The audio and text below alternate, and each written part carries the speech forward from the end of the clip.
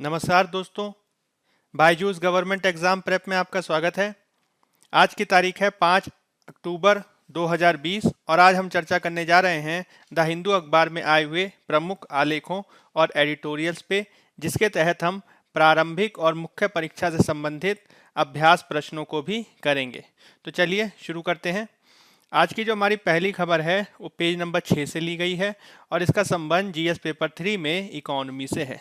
मुख्य रूप से यह संबंधित है आईबीसी से, जिसको कहा जाता है दिवाला और दिवालियापन संहिता।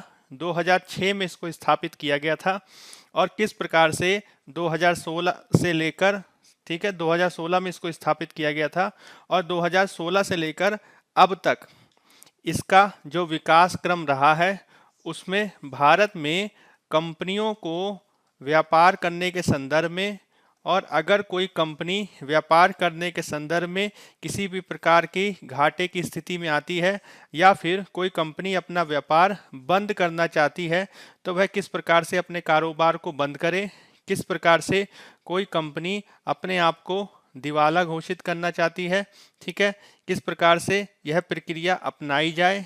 साथ ही साथ यदि कोई कंपनी इस प्रकार की स्थिति में हो कि उसकी जो ऋण की बाध्यताएं हैं, यानी उसने लोन ज़्यादा ले रखा हो और उसकी जो आमदनी है वह उसके लोन की तुलना में कम हो, तो किस प्रकार से उस कंपनी के जो ऋणदाता हैं वह किस प्रकार से उस कंपनी से अपने ऋणों को वापस लें, इसके संदर्भ में आईबीसी की महत्वपूर्ण भूमिका है। तो किस प्रकार से 2016 में इसकी स्थापना के बाद से आईबीसी ने अपनी भूमिका का निर्वहन किया है, इसको लेकर यह आर्टिकल है जिसकी आज हम चर्चा करेंगे। ठीक है, तो संदर्भ क्या है? संदर्भ आज हम बात करने जा रहे हैं दिवालिया और शोधन अक्षमता कोड पर, इंसॉल्वेंसी एंड बैंकरप्सी कोड, जो 2016 में पारित हुआ और इसका उद्देश्य कॉरपोरेट क्षेत्र का अथवा व्यक्तियों के दिवालिया होने पर उसका समाधान करना है। ठीक है, इसके तहत एक पूरे व्यवस्था को स्थापित किया गया है, एक पूरी संरचना को स्थापित किया गया है ताकि उस कंपनी की जो देयताएं हैं, उस कंपनी की जो लायबिलिटीज़ हैं, उसको जो है निर्वहित किया जा सके। और इसके तहत कोशिश ये की जाए कि जो लोग इससे जुड़े हुए हैं, जो लोग इस कंपनी से जुड़े हुए हैं, उनको जो है उनकी ऋण वापसी हो सके, और यदि पूर्णतः ऋण वापसी ना हो सके तो कुछ अंशों तक ऋण वापसी की जा सके। तो देखिए होता क्या है, इसमें आप बहुत सरल शब्दों में इसको समझिए कि जब कंपनी किसी क्षेत्र में काम करती है, चाहे वो सेवा क्षेत्र में काम करे या फिर चाहे उद्योग में काम करे, ठीक है, इसी प्रकार से यदि कोई व्यक्ति किसी व्यापार को प्रारंभ करता है तो उस व्यक्ति को लाभ होने की और उस व्यक्ति को हानि होने की जो आशंकाएं हैं, ठीक है, वो सदैव विद्यमान रहती हैं। और अगर उस व्यक्ति को हानि हो जाए या फिर उस संस्था को हानि हो जाए और यह जो हानि है वो उस स्थिति तक हो जाए कि वह अपनी होने वाली आमदनी से, ठीक है, वह अपनी कंपनी की आमदनी से जो उसके जो खर्चे हैं या फिर जो उसकी जो देनदारी है, यानी जिससे उसने ऋण ले रखा है, अगर वो ऋण ना चुका पाने की स्थिति में हो तो कई बार वह कंपनियों के समक्ष यह स्थिति हो जाती है कि वे अपने आप को इससे निकालें। ठीक है, यानी कंपनी के पास अगर इतना क्षमता ना रहे कि वह अपने करों को चुकाने की स्थिति में ना हो, तो इसके संबंध में कंपनी के समक्ष ये विकल्प होता है कि वह खुद को जो है इस दुविधा से बाहर निकाले। और इसके लिए वो क्या कर सकती है? इसके लिए वो खुद को दिवाला घोषित कर सकती है। अब कोई भी कंपनी या व्यक्ति, ठीक है, कोई भी कंपनी या व्यक्ति यदि अपने आप को दिवालिया घोषित करेगा तो भारतीय कानून के अनुसार, भारतीय कानूनी प्रक्रिया के अनुसार उसको जो है एक प्रक्रिया का पालन करना होगा, और यह जो प्रक्रिया है वो वर्तमान में दिवालिया और शोधन अक्षमता कोड के द्वारा निर्धारित होती है। इसका मतलब क्या हुआ कि कोई भी कंपनी यदि अपने देनदारियों को पूर्ण रूप से, ठीक है, पूर्ण 100% रूप में जो है वो दे पाने की स्थिति में नहीं है, तो क्या कर सकती है, वो अपने व्यवसाय से बाहर निकल सकती है और जो उसकी परिसंपत्ति आदि होगी, जो कंपनी ने जितनी भी संपत्ति वगैरह कमाई है, उस संपत्ति को बेच के या फिर किसी दूसरे तरीके से पैसा निकाला जा सकता है देनदारों के द्वारा।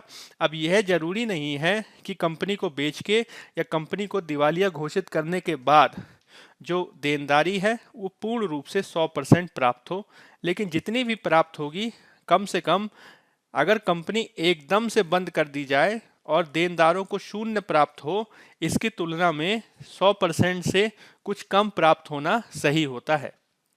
इसका मतलब क्या हुआ कि कोई भी व्यापार का क्षेत्र हो, अगर उसमें कंपनियों के पास लगातार ये विकल्प बना रहेगा कि वो अगर प्रॉफिट की स्थिति में नहीं है, अगर वो ऋण चुका पाने की स्थिति में नहीं है, तो उस व्यापार से बाहर निकल जाए। और ये जो व्यापार से बाहर निकलने की जो प्रक्रिया है वो जितनी आसान होगी, ठीक है, जितनी स्मूथ होगी, जितनी दिक्कतों से कम होगी, उस देश में उतना ही अच्छा व्यापार की स्थिति होगी। ठीक है, तो भारत में 2016 में जब से इसे पारित किया गया है, उसके बाद से कंपनियों के दिवालिया घोषित होने के संदर्भ में या किसी अलाभकारी कंपनी के व्यापार से बाहर होने के संदर्भ में काफ़ी सरल प्रक्रियाओं को इसके द्वारा बनाया गया है, जिससे भारत की ईज ऑफ डूइंग बिजनेस की जो रैंकिंग है उसमें भी सुधार हुआ है। ठीक है, अब इसके तहत बहुत सारे जो संबंधित जो शब्द हैं, बहुत सारे जो संबंधित संस्थाएं हैं, उसको हमें समझना ज़रूरी है। इसके आधार पर हम आईबीसी कोड को बेहतर ढंग से समझ सकते हैं। ठीक है, तो देखिए इसमें क्या है, सबसे पहली जो इसमें महत्वपूर्ण संस्था है वो है भारत में दिवालिया घोषित होने की प्रक्रिया। ठीक है, इसके लिए एक संस्था काम करती है जिसका नाम है भारतीय दिवाला और शोधन अक्षमता बोर्ड। ठीक है, यह एक बोर्ड स्थापित किया गया है ताकि भारत में जो दिवालियेपन की जो पूरी जो प्रक्रिया है उसको जो है बेहतर ढंग से नियमित किया जा सके। अब इसका मतलब क्या हुआ कि एक तो काम करती है संस्था, या जिसे कह सकते हैं आप, एक है बोर्ड। ठीक है, इंसॉल्वेंसी, इसे कहा जाता है insolvency and bankruptcy code of India. ठीक है, insolvency and bankruptcy code of India से संबंधित एक बोर्ड काम करता है। ठीक है, एक चीज ये हो गई। दूसरा क्या है कि किसी भी कंपनी को अगर दिवालिया घोषित किया जाएगा, तो दिवालिया घोषित करने के बाद की जो प्रक्रिया है वो जिस न्यायालय में चलाई जाती है, या इसे आप कह सकते हैं जिस अधिकरण में चलाई जाती है, जिसे ट्राइब्यूनल में चलाई जाती है, उस ट्राइब्यूनल को कहा जाता है, ठीक है, उस ट्राइब्यूनल को कहा जाता है NCLT। ठीक है, NCLT एक ट्राइब्यूनल है। ठीक है, नेशनल कंपनी लॉ ट्रिब्यूनल। ठीक है, राष्ट्रीय कंपनी नियम। ठीक है, अधिकरण एक ये होता है। यह जो दूसरी संस्था है जो इसके तहत स्थापित की गई है। इसके अलावा इसके तहत बहुत सारी इंफॉर्मेशन यूटिलिटीज काम करती हैं। ठीक है, सूचना उपयोगिताएं काम करती हैं, इंफॉर्मेशन यूटिलिटीज काम करती हैं। ठीक है, सूचना उपयोगिताएं आप इसे कह सकते हैं, यह काम करती हैं, इंफॉर्मेशन यूटिलिटीज।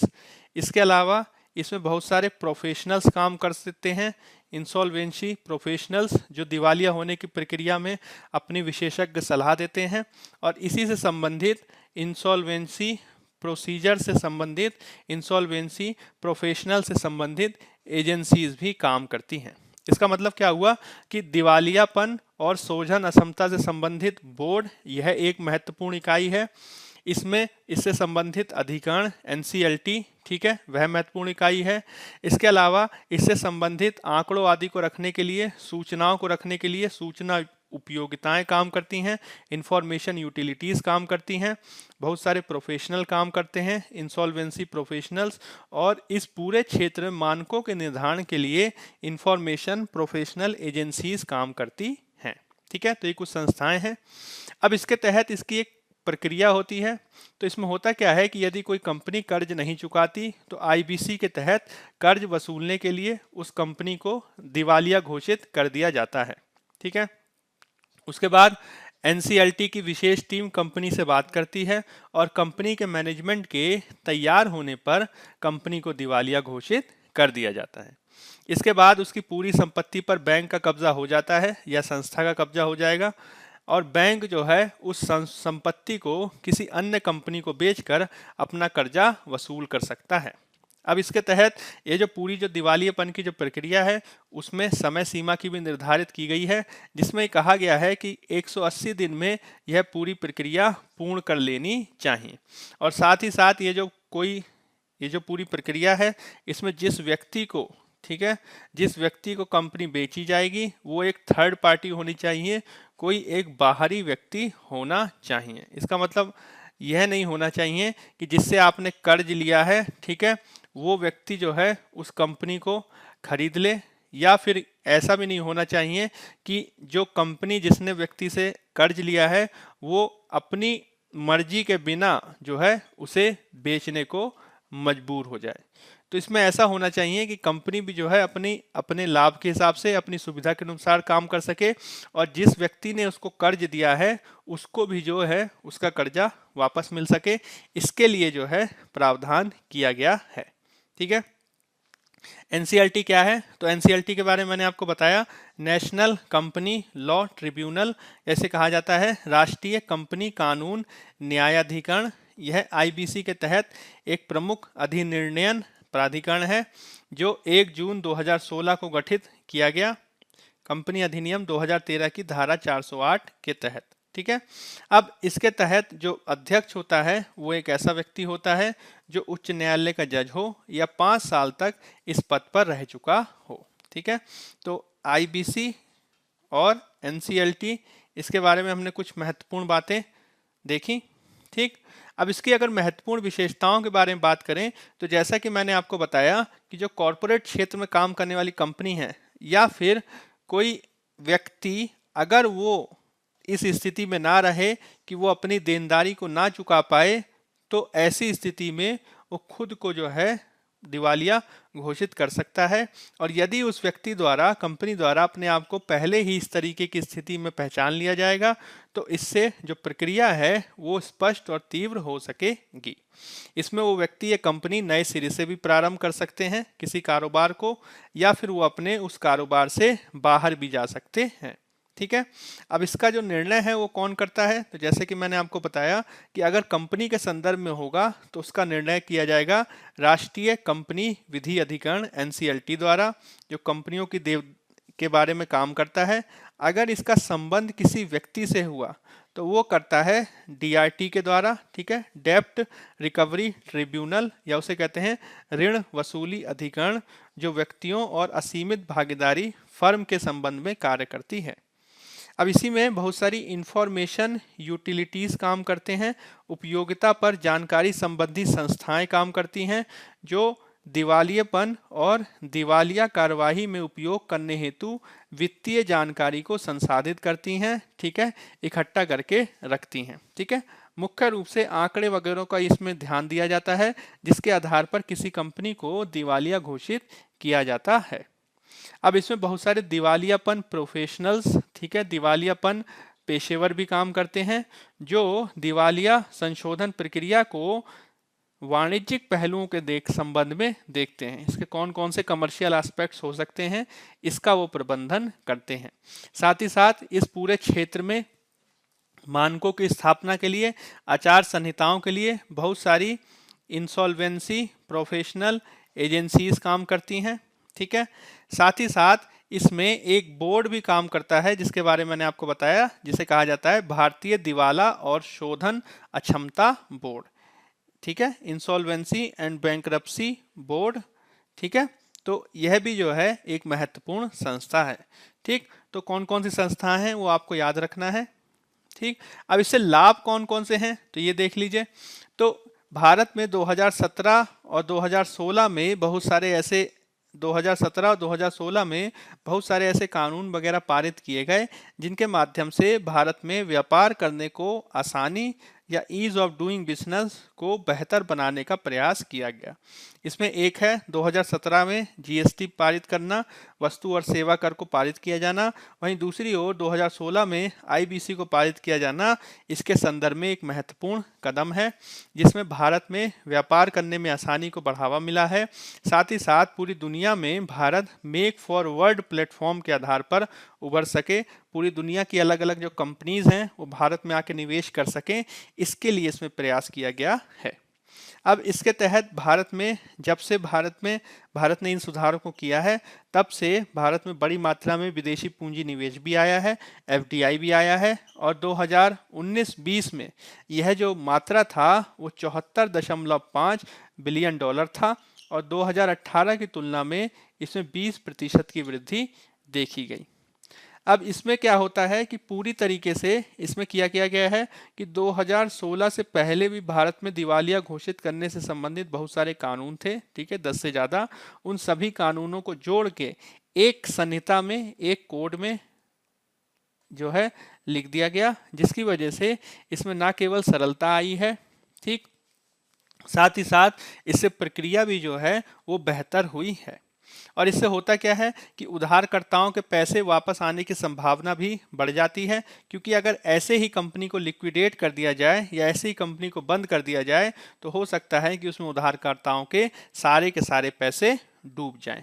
ठीक, अब जबकि भारतीय कोर्ट्स में लगभग 4 करोड़ से अधिक केस पेंडिंग है, लंबित हैं, ऐसी पृष्ठभूमि में अगर कंपनियों के केसों से संबंधित जो प्रावधान हैं उनको अलग से लागू किया जाएगा, जैसे कि एनसीएलटी आदि में, तो इससे भारत में जो वाणिज्यिक संबंधों के संबंध में जो विवाद होते हैं, ठीक है, वो ज़्यादा बेहतर ढंग से निपटाए जा सकेंगे।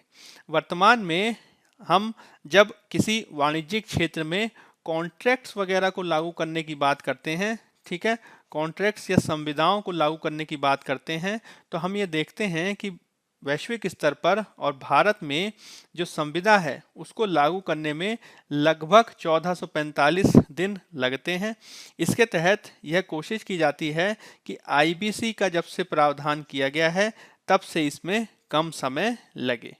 इसके साथ ही भारत ने 2015 में बहुत सारे कमर्शियल कोर्ट्स को भी प्रारंभ किया था, वाणिज्यिक न्यायालयों को भी प्रारंभ किया गया था, और कमर्शियल कोर्ट्स के माध्यम से कोशिश ये की गई कि जो वाणिज्य से संबंधित जो विवाद होते हैं वो इस कोर्ट्स में निपटाए जा सकें। इसका मतलब क्या हुआ कि अगर वाणिज्य से संबंधित जो विवाद हैं वो कमर्शियल कोर्ट्स में निपटाए जाएंगे, और अगर किसी कंपनी को लिक्विडेट करना है या किसी कंपनी को दिवालिया घोषित करने की प्रक्रिया को आरंभ करना है तो इसके संदर्भ में जो है आईबीसी का महत्व है। ठीक है, अब इससे भारत में हुआ क्या है कि ईज ऑफ डूइंग बिजनेस में आसानी हुई है। जैसे कि अगर वर्ल्ड बैंक की ease of doing business report की रैंकिंग देखी जाए तो भारत ने उसमें 2019 में 52वां स्थान प्राप्त किया। 2018 में भारत का ये स्थान 108वां था। इसका मतलब क्या हुआ कि भारत द्वारा मात्र एक वर्ष में ही 56 अंकों की वृद्धि हासिल की गई। इसमें जो रिकवरी रेट है, यानी जो ऋणों की जो वसूली दर होती है, वो ऋणों की वसूली दर भी बढ़ी है, जो पहले 26% थी, अब ये 2019 में बढ़ के 71.6% देखी गई है। इसमें रिकवरी में लगने वाला समय भी कम हुआ है। ठीक, जो 2018 में लगभग 4 साल था, ये 2008 में घटकर 1.6 वर्ष तक हो गया है। विशेषकर जो दिवालियापन के समय में जो कमी आई है उससे लाभ हुआ है, क्योंकि जितना कंपनी को आप लेट करेंगे दिवालिया घोषित करने में, ठीक है, उतने ही संदर्भ में उसकी जो पूंजी है, उसकी जो पूंजी की क्षमता है या उसकी जो परिसंपत्ति का मूल्य है वो उतना ही कम होता जाएगा। ठीक है, अब यह जो पूरी प्रक्रिया है इसको जो है आईबीसी की प्रक्रिया को वर्तमान कोविड-19 के दौर में कुछ समय के लिए रोक दिया गया है। ठीक है, इसके संदर्भ में इस समय कुछ समय के लिए रोक लगा दी गई है। अब इसमें बहुत सारे विशेषज्ञों का ये कहना है कि जो आईबीसी की प्रक्रिया है वो पूरा जो भारत में इन्वेस्टमेंट क्लाइमेट है, निवेश संबंधी जो वातावरण है वो उसको बेहतर रूप देता है, इसलिए इसको फिर से शुरू किए जाने की ज़रूरत है और यदि कोविड-19 के तहत जो दिवालियापन की जो प्रक्रिया है वो भौतिक रूप में यदि संपन्न नहीं हो पाती है तो आप इसे डिजिटल रूप दे सकते हैं। ठीक है, जिस प्रकार से डिजिटल कोर्ट्स वगैरह चल रही हैं, वर्चुअल हियरिंग्स वगैरह चल रही हैं, उसी तरीके से तकनीकों का प्रयोग करके भी आप इसे वर्चुअल बना सकते हैं, जिसमें विशेष रूप से एमएसएमईज वगैरह पर भी ध्यान देने की ज़रूरत है, क्योंकि एमएसएमईज पर सबसे ज़्यादा प्रभाव पड़ा है कोविड-19 का। और यदि इस स्थिति में एक बड़ी मात्रा में पूंजी किसी कंपनी में फंसी रह जाती है तो इससे जो लेंडर्स होते हैं उनको भी हानि होती है, और साथ ही यदि कोई एमएसएमई का कार्य करने वाला व्यक्ति फिर से कोई काम शुरू करना चाहता है तो इसके संदर्भ में भी उसे दिक्कतें होती हैं। ठीक है, तो इसका मतलब क्या हुआ, आपको इसको इस तरीके से समझना है कि भारत में जब हम बात करेंगे दिवालियेपन की, जब हम बात करेंगे कंपनियों के एग्जिट की, तो उसमें आईबीसी की महत्वपूर्ण भूमिका है और इसको समझे जाने की ज़रूरत है। ठीक है, चलिए अब अगला आर्टिकल देख लेते हैं। अगला जो हमारा आर्टिकल है वो पेज नंबर 7 से लिया गया है और इसका संबंध जीएस पेपर 1 में सोशल इश्यूज से है। ठीक है, अब इसको पॉलिटी से भी आप जोड़ के देख सकते हैं, जिसमें हमने बात की है मुख्य रूप से एक संस्था की, और ये संस्था का नाम है NCPCR। ठीक है, national commission for the protection of child rights, बाल अधिकार संरक्षण के लिए राष्ट्रीय आयोग।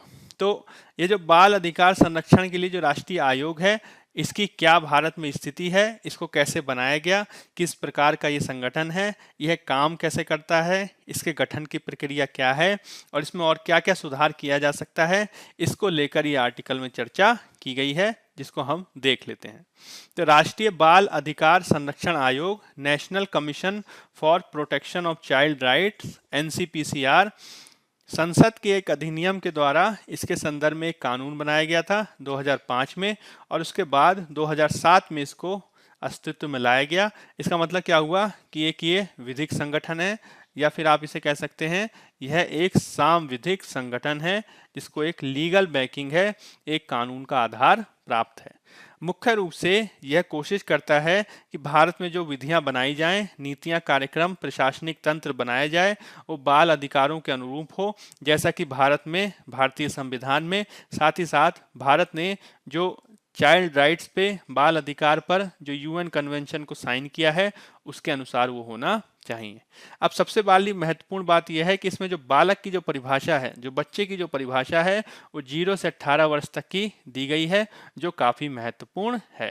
ठीक है, अब ये जो आयोग है इसका गठन केंद्र सरकार द्वारा किया जाता है, जिसमें एक अध्यक्ष, ठीक है, और इसके 6 सदस्य होते हैं, जो मुख्य रूप से शिक्षा, बाल स्वास्थ्य कल्याण, बाल विकास, किशोर और बाल मनोविज्ञान, बच्चों से संबंधित कानून आदि में अनुभवी होते हैं। ठीक है, तो केंद्र सरकार द्वारा इसका गठन, एक अध्यक्ष और 6 सदस्य इसमें होता है, और मुख्य रूप से जो इसमें सदस्य होते हैं उसमें कम से कम 2 महिलाएं होती हैं, और जितने भी सदस्य होंगे वो मुख्य रूप से शिक्षा, बाल स्वास्थ्य, बाल मनोविज्ञान, बाल कानून, इनके संदर्भ में काफ़ी महत्वपूर्ण होते हैं। काफ़ी जो इनमें जानकारी होती है वो विशेषज्ञ इसके संदर्भ में वो होने चाहिए। ठीक है, अब जब हम इसके कार्यों के बारे में बात करते हैं तो जैसा कि आपको पता होगा, जैसे कि इसका नाम ही है NCPCR, तो निश्चित रूप से बाल अधिकारों के क्षेत्र में काम करने वाली संस्था है, जिसमें यह देखती है कि जितने भी कानून या अधिकार या फिर नियम, नीति बनाई जाए, उसमें बाल अधिकारों का जो दृष्टिकोण है, ठीक है, चाइल्ड राइट्स का जो पर्सपेक्टिव है, वो हमेशा बना रहे और किसी भी प्रकार के कानूनों से इसका उल्लंघन ना हो। साथ ही साथ बालकों तक पहुंच बनाने के लिए यह समुदायों और कुटुंबों के साथ मिलकर काम करता है। साथ ही साथ जितने बाल अधिकार से संबंधित जो कानून हैं, उनकी प्रभाविता की समय समय पर जांच करना, उसकी समीक्षा करना और उनके प्रभावी कार्यान्वयन के उपायों की सिफारिश करना भी इसके काम के दायरे में आता है। समय समय पर इस संदर्भ में वो केंद्र सरकार के समक्ष रिपोर्ट भी प्रस्तुत करता है, और यदि इस संदर्भ में कोई बाल अधिकार उल्लंघन होता है तो उसकी जाँच करना और कार्यवाही के संबंध में सिफारिश करना भी इसके कार्य में है। इसके तहत उन सभी कारकों की जांच की जाती है जिसमें आतंकवाद, सांप्रदायिक हिंसा आदि से बाल अधिकारों का जो है वो क्षरण होता है, और इसके संदर्भ में क्या किया जाना चाहिए इसकी भी वो जांच करता है। ठीक है। इसके अलावा बाल अधिकारों संबंधित अंतर्राष्ट्रीय समझौतों का अध्ययन करना और उनको जो है भारत में लागू करने के लिए सुझाव देना, बाल अधिकारों के क्षेत्र में अनुसंधान और विकास को बढ़ावा, जागरूकता का बढ़ावा, जो विविध प्रकार के जो बाल संरक्षण गृह होते हैं, किशोर संरक्षण गृह होते हैं, अनाथालय वगैरह होते हैं, वहाँ पे जो बच्चे रह रहे हैं उनके कल्याण के लिए काम करना, समय समय पर ऐसी संस्थाओं की जांच करना, अगर इसके संबंध में कोई शिकायतें प्राप्त होती हैं तो उनकी जांच करना और इसमें कार्रवाई करना इसके दायरे में आता है। मुख्य रूप से बाल अधिकारों से अगर किसी को वंचित रखा जा रहा है, बच्चों के संरक्षण और विकास के लिए बनाए गए कानूनों का कार्यान्वयन नहीं हो रहा है, इसके संदर्भ में बताए गए नीति निर्णय, दिशा निर्देश या इससे संबंधित अनुदेशों का पालन नहीं हो रहा है, तो इस संदर्भ में एनसीपीसीआर की भूमिका काफी महत्वपूर्ण हो जाती है। मुख्य रूप से चूंकि ये संस्था बाल अधिकारों के क्षेत्र में काम करती है, इसलिए यदि इससे संबंधित किसी भी प्रकार की जो अनियमितता वगैरह देखी जाए तो इस संदर्भ में इसको काफी अधिकार दिए गए हैं। इस प्रकार से मुख्य रूप से यह बाल अधिकारों के लिए काम करने वाली संस्था है, लेकिन जिस प्रकार की वर्तमान स्थितियां हैं उसके दौर में इसमें बहुत सारे सुधार करने की ज़रूरत है। जैसे कि जिस प्रकार से कोविड-19 का दौर चल रहा है उसमें बच्चों के कल्याण पर हम अधिक ध्यान दे सकें, विशेषकर सुभेद वर्ग के बच्चे, ठीक है, विशेषकर गरीब या फिर आप कह सकते हैं अनाथ बच्चे, इसमें भी अल्पसंख्यक प्रकार के बच्चे, अल्पसंख्यक बच्चे, ठीक है, दलित बच्चे, और इसमें भी जो महिलाएं वगैरह हैं, ठीक है, महिलाएं या फिर आप कह सकते हैं जो कम उम्र की बच्चियां हैं, ठीक है, तो ऐसे लोगों पर, ऐसे बच्चों पर, ऐसी बच्चियों पर ज़्यादा ध्यान दिया जा सके, इसके लिए इसको काम करने की ज़रूरत है। इसके तहत जो बहुत सारी संस्थाएं काम करती हैं, जो बहुत सारे चाइल्ड केयर इंस्टीट्यूशंस या बच्चों की देखभाल करने वाली जो संस्थाएं काम करती हैं उनमें सुधार किया जाना चाहिए ताकि बच्चों की इसमें बेहतर देखभाल हो सके।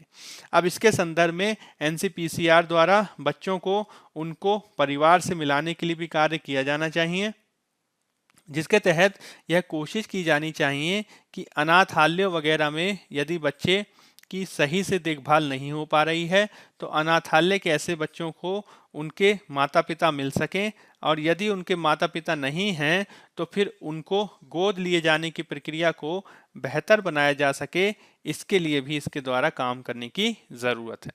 साथ ही साथ बच्चों के कल्याण के क्षेत्र में काम करने वाले एनजीओज इस संदर्भ में अच्छे से काम करें, वो किसी भी प्रकार के बच्चों से भेदभाव ना करें, चाहे वो जाति के आधार पर हो, धर्म के आधार पर हो, ठीक है, प्रजाति के आधार पर हो, लिंग के आधार पर हो या किसी अन्य आधार पर हो। जैसे कि अभी हाल में ही देखा गया कि बहुत सारे ऐसे चाइल्ड केयर इंस्टीट्यूशंस थे, बहुत सारे ऐसे बच्चों की देखभाल करने वाली संस्थाएं थीं जो रोहिंग्या आदि के बच्चों से भेदभाव कर रही थीं, और ऐसे बच्चों को जो है उस संस्था में रहने वाले दूसरे बच्चों से अलग भी कर दिया गया था। तो इस तरीके की प्रवृत्तियों को आगे ना बढ़ाया जाए, इसको किए जाने की ज़रूरत है।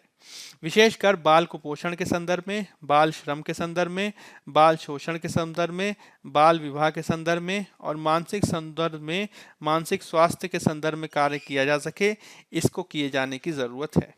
इसी के संदर्भ में राज्यों को सलाह देना चाहिए और राज्यों के साथ मिलकर एनसीपीसीआर काम करे, इसको किए जाने की ज़रूरत है। ठीक है, इसके लिए जो एनसीपीआर वगैरह संस्थाएं हैं, ठीक है, एक और तो हमारे पास national commission for the protection of child right की संस्था है, वहीं दूसरी ओर बहुत सारे एनजीओज वगैरह काम कर रहे हैं, बहुत सारे चाइल्ड केयर इंस्टीट्यूशंस काम कर रहे हैं।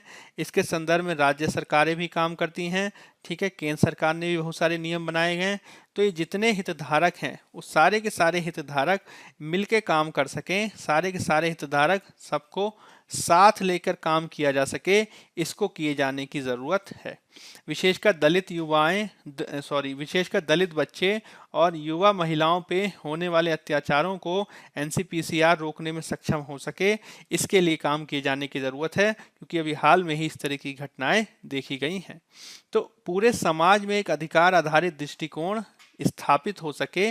और चूंकि ये अधिकार आधारित दृष्टिकोण के आधार पर ही ऐसी संस्थाओं का निर्माण किया गया है, तो इसको स्पष्ट करने के लिए, समाजों में इसे स्थापित करने के लिए एनसीपीसीआर जैसी संस्थाओं को और सशक्त और सजग होने की जरूरत है।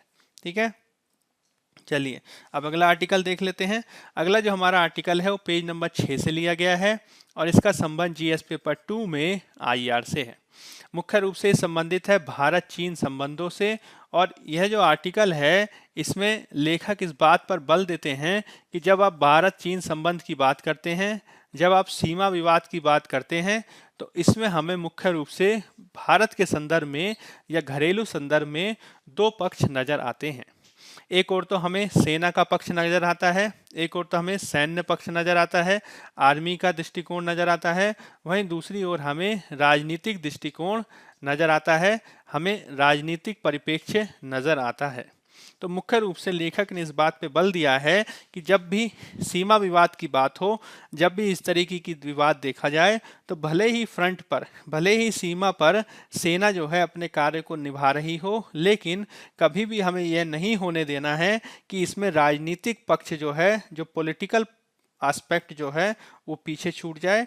और नेताओं को इस संदर्भ में आगे आने की ज़रूरत है। नेताओं को इसमें संदर्भ में एक पहलकारी भूमिका की नेतृत्व है, क्योंकि भारत के विधि के शासन में, भारत के जो संवैधानिक शासन है उसमें गैर सैन्य सरकार पर बल दिया गया है, उसमें मार्शल कानून जैसी व्यवस्था नहीं है। ठीक है, तो ये चीज ध्यान में रखनी है कि वर्तमान भारत चीन सीमा विवाद केवल विवाद तक सीमित नहीं है, सीमा विवाद तक सीमित नहीं है, इसके व्यापक राजनीतिक और कूटनीतिक निहितार्थ हैं और उसी के अनुसार हमें काम करने की ज़रूरत है।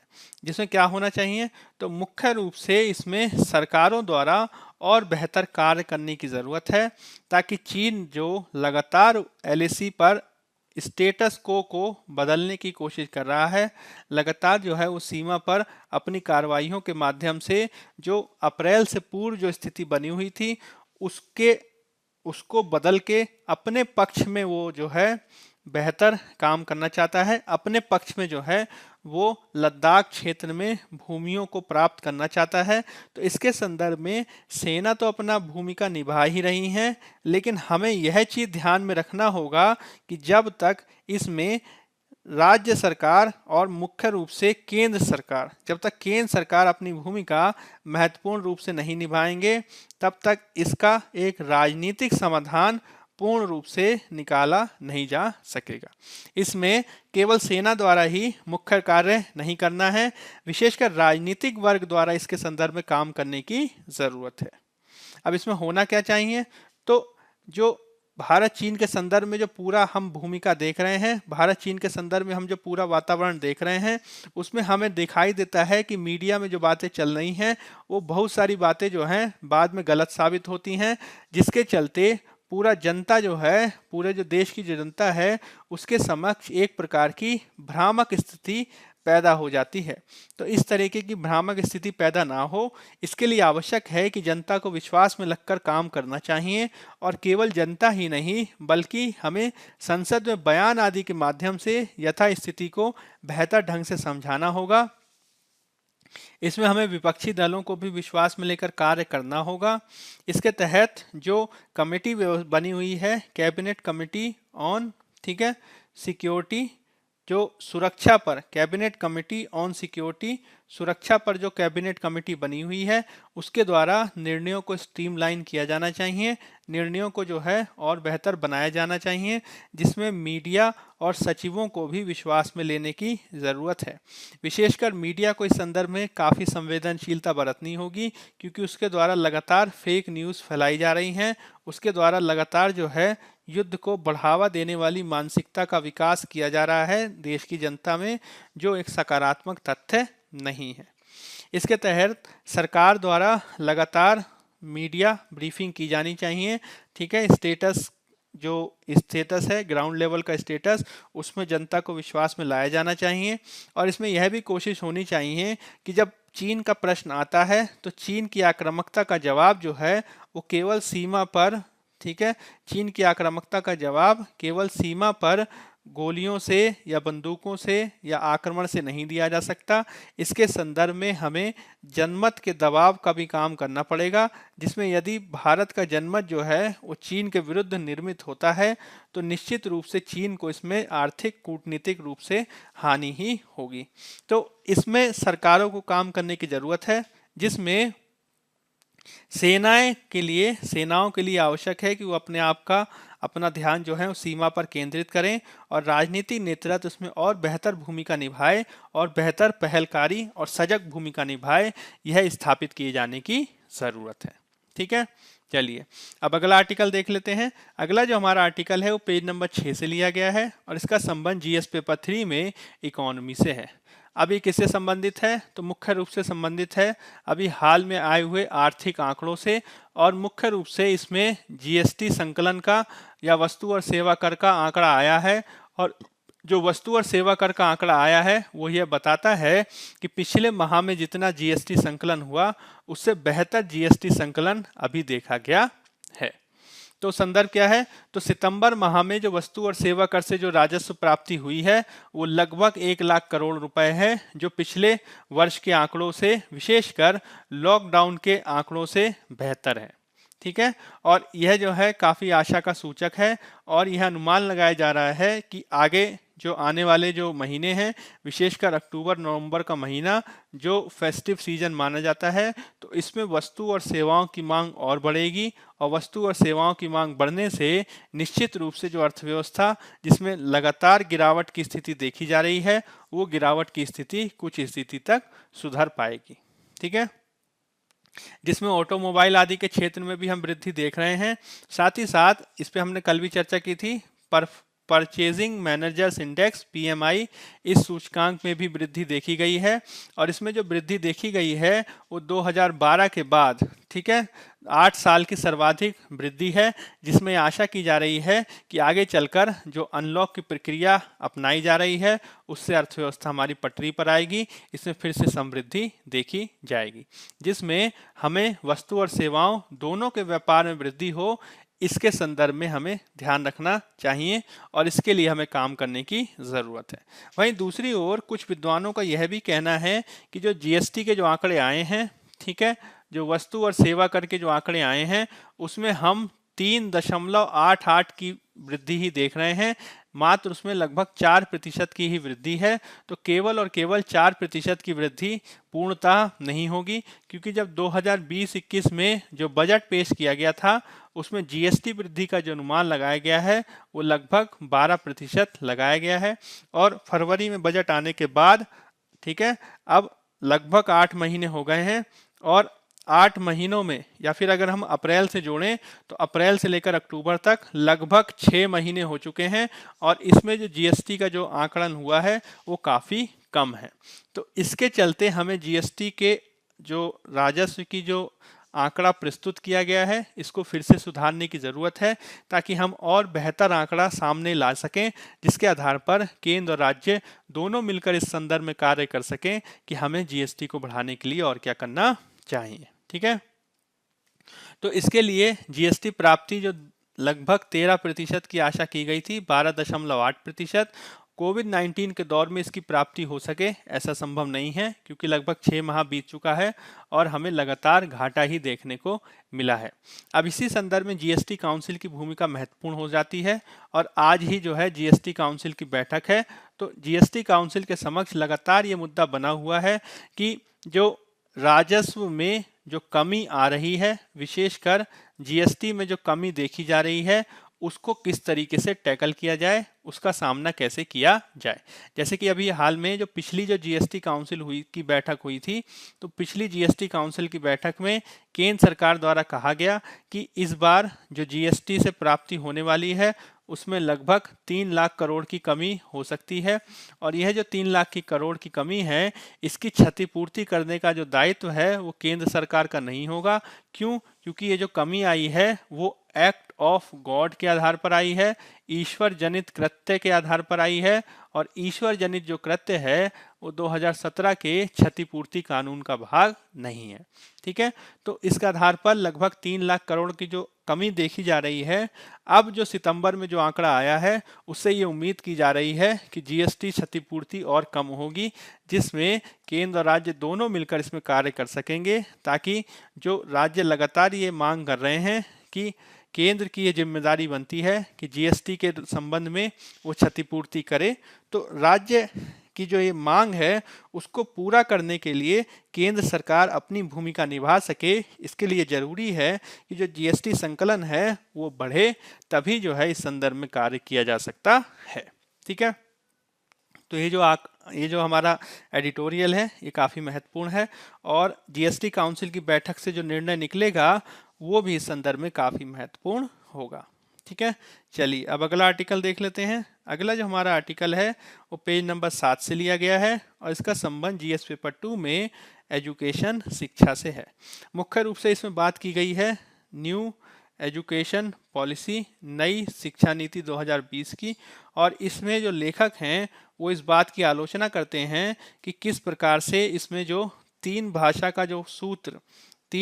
का जो फॉर्मूला अपनाया गया है, वो तीन भाषा का जो सूत्र है उसमें आपने अंग्रेजी को नेटिव लैंग्वेज का, अंग्रेजी को भारतीय भाषा का दर्जा ना देके उसको एक तरीके से विदेशी भाषा माना है, जबकि अंग्रेजी का वर्तमान भारत में काफ़ी महत्वपूर्ण स्थान है। तो संदर्भ क्या है? राष्ट्रीय शिक्षा नीति न्यू एजुकेशन या नेशनल एजुकेशन पॉलिसी 2020 में अंग्रेजी को स्थानीय भाषा ना माने जाने को लेकर आलोचना कर रहे हैं लेखक, और उनका ये कहना है कि वर्तमान में अंग्रेजी भारतीय संबंधों में, भारतीय संदर्भों में बहुत ज़्यादा महत्वपूर्ण हो चली है, जिसमें क्षेत्रीय भाषाओं की तुलना में ज़्यादा व्यापकता और प्रसार की शक्ति है।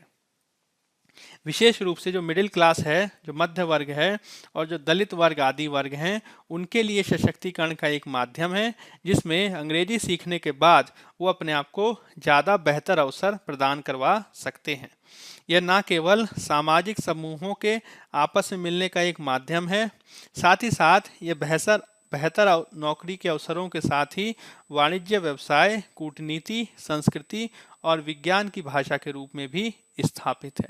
विशेषकर अंतर्राष्ट्रीय स्तर पर जो टेक्नोलॉजी के क्षेत्र में जो विकास होते हैं, जो रिसर्च एंड टेक्नोलॉजी के क्षेत्र में, रिसर्च और इनोवेशन के क्षेत्र में जो भी कार्य किए जाते हैं वो मूल रूप से अंग्रेजी में किए जाते हैं। तो यदि व्यक्ति को अंग्रेजी का ज्ञान नहीं होगा तो लोग इसमें आगे नहीं बढ़ पाएंगे।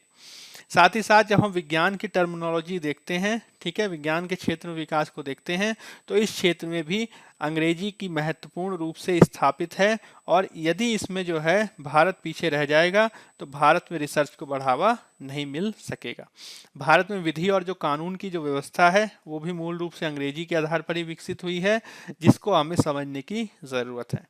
वर्तमान में भी जो स्थानीय भाषाएं हैं, जैसे कि हिंदी जैसी भाषाएं, उन भाषाओं में भी बहुत सारे अंग्रेजी शब्द घुल मिल से गए हैं, जैसे कि hello, thank you, happy birthday आदि।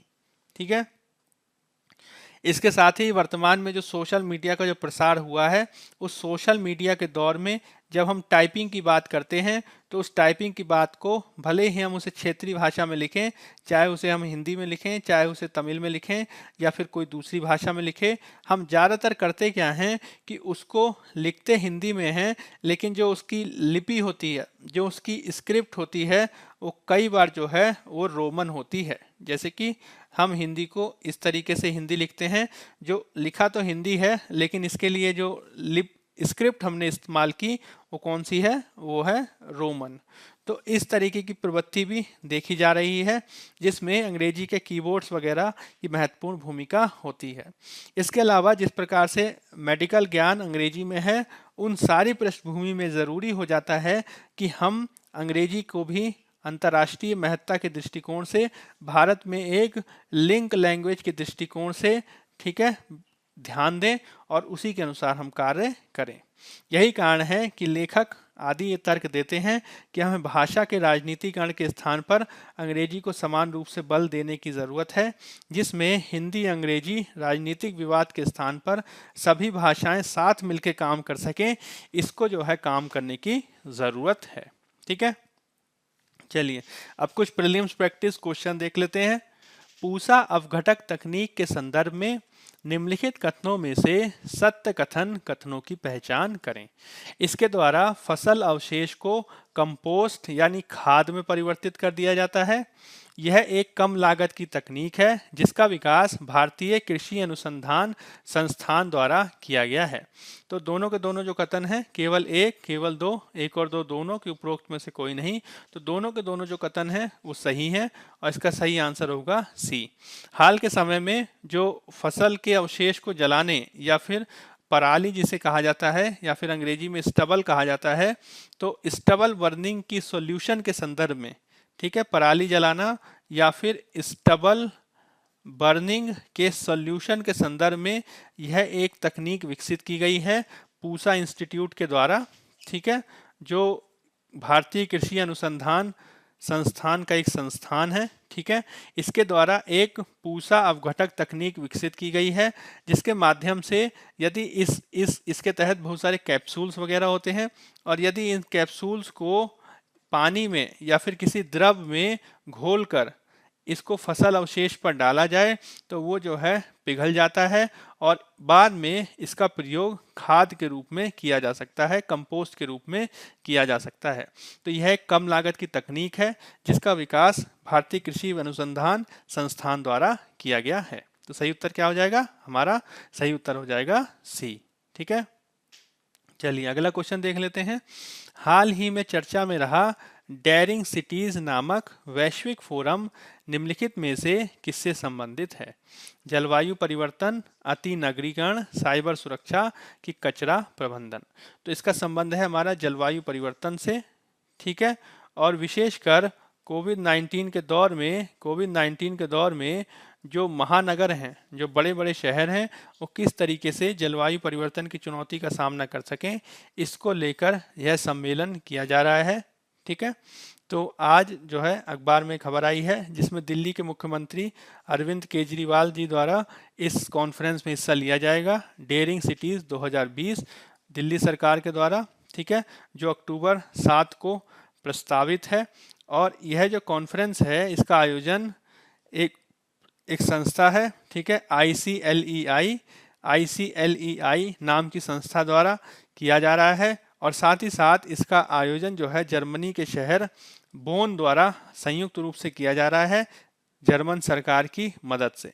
अब ये जो डेयरिंग सिटी नाम की जो वैश्विक पहल है वो एक वैश्विक फोरम है क्लाइमेट चेंज से संबंधित, जिसमें दुनिया भर के जो शहरी क्षेत्रों के जो नेता होते हैं, ठीक है, दिल्ली जैसे शहरों के बड़े बड़े शहरों के जो नेता होते हैं वो आपस में मिलकर बातचीत करते हैं ताकि जो क्लाइमेट इमरजेंसी की सिचुएशन देखी जा रही है कोविड-19 पेंडेमिक और उसके बाद में उसको किस तरीके से सॉल्व किया जा सके, ठीक है।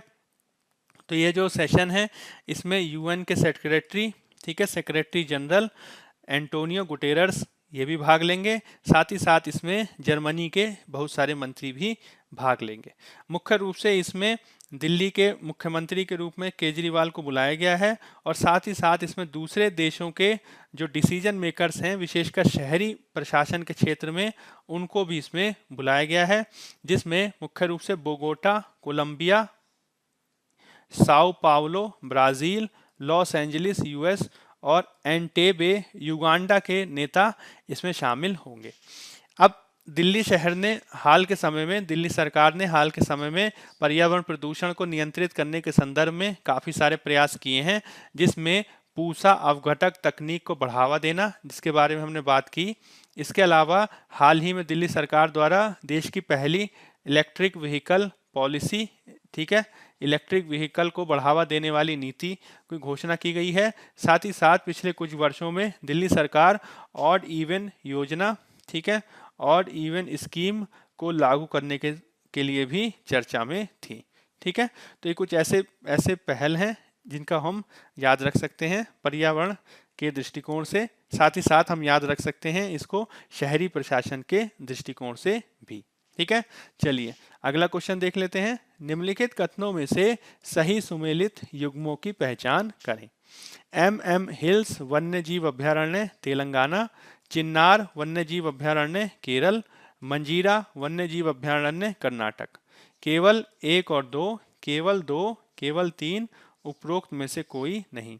तो एमएमएल वन्यजीव अभ्यारण्य तेलंगाना में नहीं है, यह कर्नाटक में अवस्थित है। ठीक है। चिन्नार वन्यजीव अभ्यारण्य केरल के इडुक्की जिले में है, ये सही है। मंजीरा वन्यजीव अभ्यारण्य कर्नाटक में नहीं है, यह तेलंगाना में है और मुख्य रूप से यह मगरमच्छ के लिए, मगर के लिए फेमस है। तो इसका मतलब क्या हुआ कि केवल दूसरा जो है सही सुमेलित है, बाकी दोनों को गलत सुमेलित किया गया है। तो उत्तर क्या हो जाएगा हमारा? बी, केवल 2। तो आज ये खबर आई है जिसमें एमएम हिल सेंचुरी जो बेंगलोर में स्थित है, वहाँ पर जो शिकार की जो घटनाएं हैं उनको रोकने के लिए जो मैकेनिज्म है या फिर जो निगरानी व्यवस्था है, उस निगरानी व्यवस्था को और बेहतर बनाया गया है, जिसके चलते काफ़ी सारे जो पोचर्स वगैरह हैं वो पकड़े भी गए हैं। ठीक है, चलिए अगला क्वेश्चन देख लेते हैं। निम्नलिखित कथनों में से सत्य कथन कथनों की पहचान करें। वस्तु और सेवा कर परिषद या जिसे कहा जाता है जीएसटी काउंसिल, वस्तु और सेवा कर परिषद या जिसे कहते हैं हम जीएसटी काउंसिल, जीएसटी से संबंधित, वस्तु और सेवा कर से संबंधित मुद्दों पर केंद्र और राज्य सरकार को अनुशंसाएं प्रदान करने के लिए अनुच्छेद 279 ए के अंतर्गत गठित एक संवैधानिक निकाय है। इसकी अध्यक्षता केंद्रीय वित्त मंत्री द्वारा की जाती है और अन्य सदस्य केंद्रीय वित्त राज्य मंत्री और सभी राज्यों के प्रभारी वित्त मंत्री होते हैं। तो केवल 1, केवल 2, 1 और 2, ना तो 1 ना ही 2। तो इसमें पहला और दूसरा दोनों ही जो कथन है वो सही हैं, तो सही उत्तर हो जाएगा हमारा सी। तो आज ही जीएसटी काउंसिल की बैठक है और भारत में जो जीएसटी का जो भविष्य है वो काफ़ी कुछ आज होने वाली जीएसटी काउंसिल पर निर्भर करेगा, क्योंकि पिछले कुछ समय से जीएसटी की क्षतिपूर्ति का जो मुद्दा है वो काफ़ी चर्चा में है, जिसमें राज्यों द्वारा केंद्र पर लगातार ये आरोप लगाया जा रहा है कि जब जीएसटी की मात्रा अधिक थी, ठीक है, जब जीएसटी वृद्धि हो रही थी, तब उससे प्राप्त राशि को तो राज्य सरकार को ना देकर केंद्र सरकार ने अपने संचित खाते में जमा कर लिया, और जब जीएसटी की कमी हो रही है तो राज्यों को कहा जा रहा है कि होने वाली जो कमी है उसका जो इंतजाम है वो आप खुद से कर लें। तो यह जो एनोमेली है, यह जो भेदभाव है, इसके आधार पर राज्यों ने ये मांग की है कि भारत में सहकारी संघवाद को बढ़ावा देने के लिए यह जरूरी है कि प्रत्येक स्थिति में एक समान निर्णय लिया जाना चाहिए।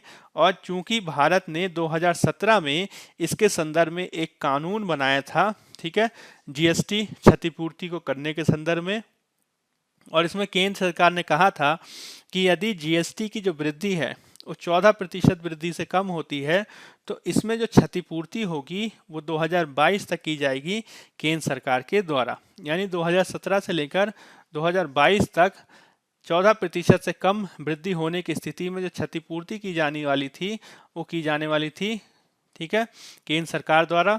और अब यदि एक्ट ऑफ गॉड के आधार पर वो ये कह रहे हैं कि हम जो है इसकी क्षतिपूर्ति नहीं कर पाएंगे, तो बहुत सारे राज्य कहते हैं कि ये भेदभावकारी व्यवस्था है, इसे दूर किया जाना चाहिए। ठीक है, तो जीएसटी काउंसिल बेहतर ढंग से काम कर सके, आज एक बेहतर निर्णय पे पहुंच सके, इसके संदर्भ में आज होने वाली जीएसटी काउंसिल की जो बैठक है वो काफ़ी महत्वपूर्ण हो जाती है।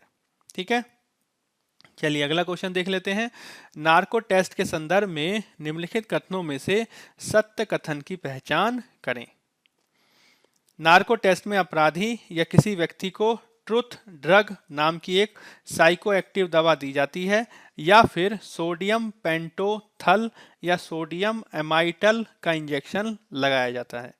इसमें व्यक्ति ऐसी अवस्था में पहुंच जाता है जहां व्यक्ति पूरी तरह से बेहोश भी नहीं होता और पूरी तरीके से होश में भी नहीं रहता है। बलात्कार जैसे गंभीर अपराध करने वाले अपराधियों का नार्को टेस्ट कराने के लिए उनकी पूर्व स्वीकृति लिया जाना अनिवार्य नहीं है। तो सत्य कथन की पहचान करनी है, केवल 1 और 2, केवल 2 और 3, केवल 3 कि 1, 2 और 3। तो इसमें पहला कथन सही है, दूसरा भी सही है, तीसरा जो कथन है वो गलत है। और इस संदर्भ में कोर्ट का एक निर्णय है 2010 का, जो आज के अखबार में भी आया है, जिसका नाम है, ठीक है, श्रीमती सेल्वी व अन्य बनाम कर्नाटक स्टेट 2010। यह एक 3 जज का निर्णय था, जिसमें केजी बालाकृष्णन, उस समय के सीजीआई केजी बालाकृष्णन भी उसमें बेंच में शामिल थे। और उसमें उन्होंने 2010 के जजमेंट में यह कहा कि यदि पुलिस के द्वारा, ठीक है, पुलिस के द्वारा इस तरीके का निर्णय लिया जाता है और बिना एक्यूज की, बिना अपराधी या बिना आरोपी की सहमति के अगर इस तरीके का लाई डिटेक्टर टेस्ट या नार्को एनालिसिस की जाती है तो वह उनकी निजता के विरुद्ध है और इसके संदर्भ में उनसे सहमति लेकर ही ऐसा टेस्ट किया जाना चाहिए, जिसमें लाई डिटेक्टर टेस्ट या नार्को टेस्ट का बिना इच्छा के कराया जाना उस व्यक्ति की जो निजता है या फिर जो मेंटल प्राइवेसी है उसका उल्लंघन है और ऐसा नहीं किया जाना चाहिए। ठीक है, अब ये जो पूरा जो मामला है वो इस संदर्भ में महत्वपूर्ण हो जाता है कि अभी हाल में ही यूपी सरकार हाथरस मामले के संदर्भ में हाथरस से संबंधित जितने भी व्यक्ति हैं उन सब का टेस्ट ये कराना चाहती है, लेकिन कोर्ट का ये डिसीजन है, इसलिए आपको ये ध्यान रखना होगा कि जब तक इस घटना से संबंधित जो लोग हैं वो नार्को टेस्ट के संदर्भ में अपनी सहमति नहीं देंगे, तब तक पुलिस या कोई एजेंसी इस संदर्भ में आगे नहीं बढ़ सकती है। जिसमें मुख्य रूप से सुप्रीम कोर्ट का ये मानना है कि अगर इस तरीके की बिना इस तरीके के संदर्भ में अगर बिना उनको भरोसे में लिए या आरोपियों की बिना सहमति के इस तरीके के टेस्ट को बढ़ावा दिया जाएगा तो जो व्यक्ति हैं उनमें विशेषकर जो कमजोर वर्ग के व्यक्ति हैं, जो सुभेद वर्ग के व्यक्ति हैं, वो चूंकि अपने मूल अधिकारों के प्रति इतने जागरूक नहीं होते, इसके चलते जो है उनके अधिकारों का उल्लंघन हो सकता है। और यदि उनके उल्लंघन होता भी है, यदि उनके अधिकारों का उल्लंघन हो जाता है तो वो किसी भी प्रकार की लीगल एडवाइस को अफोर्ड भी नहीं कर पाएंगे और इस संदर्भ में उसके अधिकारों का उल्लंघन लगातार होता रहेगा। इससे भविष्य में उनके खिलाफ जो एब्यूज़ है, उनके खिलाफ जो दुर्व्यवहार है, जो उनका शोषण है या फिर जो उनका सर्विलांस है, उनकी जो निगरानी है वो लगातार की जा सकती है, जो आगे चलकर भी उनके अधिकारों को हर्ट करेगा, आगे चलकर भी उनके अधिकारों को नकारात्मक रूप से प्रभावित करेगा। साथ ही साथ यदि किसी प्रसिद्ध केस आदि के संदर्भ में नार्को एनालिसिस वगैरह की जाती है और उस प्रसिद्ध केस के का जो वीडियो है, नार्को एनालिसिस का जो वीडियो है वो अगर लीक हो जाता है तो वो मीडिया ट्रायल को बढ़ावा दे सकता है, जिसमें मीडिया खुद से ही एक्यूज्ड को अपराधी ठहराकर उसे फांसी आदि दिए जाने की मांग कर सकता है। कोर्ट के अनुसार इस तरीके की जो टेस्ट होते हैं वो मानव जो डिग्निटी होती है, ठीक है, मानव की जो स्वतंत्रता होती है या मानव की जो पहचान होती है उसको भी नकारात्मक रूप से प्रभावित कर सकता है। और यही कारण है कि इसके कई सारे नकारात्मक प्रभाव हैं जिसको ध्यान में रखने की ज़रूरत है। ठीक है, अब इसके संबंध में कोर्ट ने यह भी कहा है कि इसमें जो है जिस तरीके की दवा वगैरह दी जाती है, ठीक है, उस दवा में व्यक्ति जो है अपनी मनः स्थिति पर नियंत्रण नहीं रख पाता और यदि इस टेस्ट के संदर्भ में उस पर किसी भी प्रकार का दबाव डाला जाए तो उसमें वह दबाव में आ सकता है, जिसमें वह अपने खिलाफ ही बयान दे सकता है, जो भारत में अनुच्छेद 20 के अनुसार, ठीक है, एक नकारात्मक तथ्य है। इसमें अनुच्छेद 20 के अनुसार यह जो है मूल अधिकार का उल्लंघन है, क्योंकि अनुच्छेद 20 ये कहता है कि भारत के प्रत्येक जो नागरिक है उसको ये अधिकार होगा कि वो अपने खिलाफ ही गवाही ना दे। अब इसमें कोर्ट का ये कहना है कि जिस प्रकार से न्यायालय में या फिर अस्पतालों आदि में जहाँ पे ये टेस्ट वगैरह कराया जाता है तो वो एक प्रकार का उसमें एक कस्टोडियल एनवायरनमेंट क्रिएट किया जाता है, ठीक है, एक तरीके का उसमें जेल जैसी परिस्थितियां क्रिएट की जाती हैं और व्यक्ति पर दबाव डाल के अपने पक्ष में उसमें गवाही दी जा सकती है। यही कारण है कि इसको लेकर काफ़ी ध्यान रखे जाने की ज़रूरत है और जब तक व्यक्ति इसमें पूर्ण रूप से सहमति ना दे तब तक इस प्रकार के टेस्ट को नहीं कराया जाना चाहिए। ठीक है, तो यह पूरा जो मामला है उसको समझने की ज़रूरत है जो नार्को टेस्ट के संबंध में महत्वपूर्ण है और ये फिर से चर्चा में आ गया है हाथरस कांड के चलते। ठीक है, चलिए अब एक लास्ट ईयर का क्वेश्चन देख लेते हैं। तो अभी कल ही, ठीक है, 4 अक्टूबर 2020 को अभी कल ही यूपीएससी का पीटी का एग्ज़ाम हुआ है 2020 का।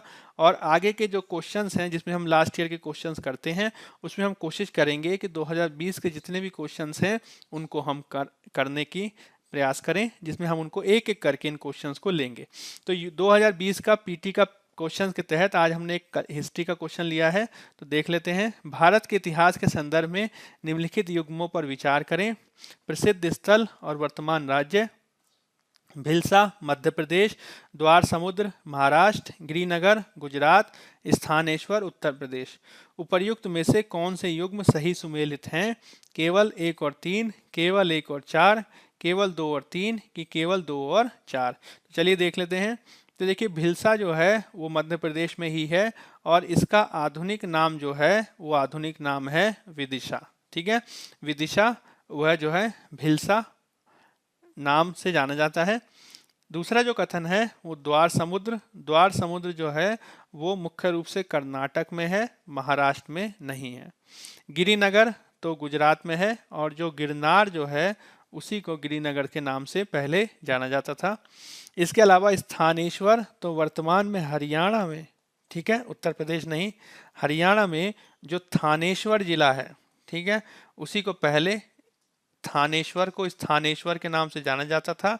और यह जो है एक प्रसिद्ध शिव मंदिर के लिए भी प्रसिद्ध है। ठीक है, और हर्षवर्धन के काल में ये काफ़ी महत्वपूर्ण रहा था और हर्षवर्धन ने इसे अपनी राजधानी भी बनाया था और ये कहाँ पे है? हरियाणा में।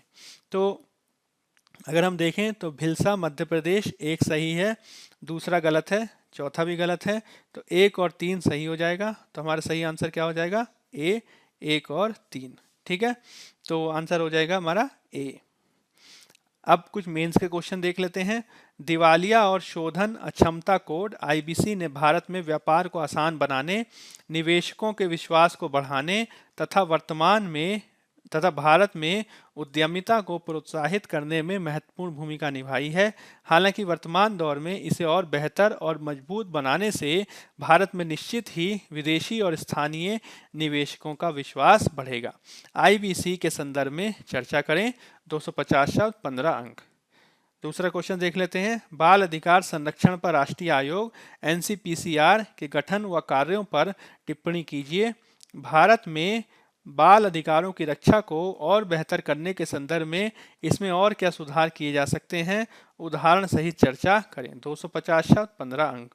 दोनों के दोनों जो क्वेश्चन हैं आप मुख्य रूप से आज जो हमने चर्चाएं की उसके आधार पर आप इसे लिखने का प्रयास कर सकते हैं। ठीक है, तो बायजूस गवर्नमेंट एग्जाम प्रेप के आज के सेशन में हमने कोशिश ये की है कि ज़्यादा से ज़्यादा क्वेश्चंस को हम करा सकें। ज़्यादा से ज़्यादा जो इम्पोर्टेंट टॉपिक्स हैं जिनका संबंध मेंस के दृष्टिकोण से है उन मेंस के दृष्टिकोण के टॉपिक्स को हम कवर करा सकें। ठीक है, इसकी कोशिश की है। साथ ही साथ जो यूपीएससी का जो कल का जो पीटी का एग्ज़ाम हुआ है, ठीक है, उस पीटी के एग्ज़ाम के क्वेश्चंस को भी हमने लिया और आगे भी हम उससे रिलेटेड क्वेश्चंस लेंगे। ठीक है, चलिए तो आज की क्लास में फिलहाल इतना ही। तब तक के लिए बने रहिए बायजूस गवर्नमेंट एग्जाम प्रेप पे। धन्यवाद।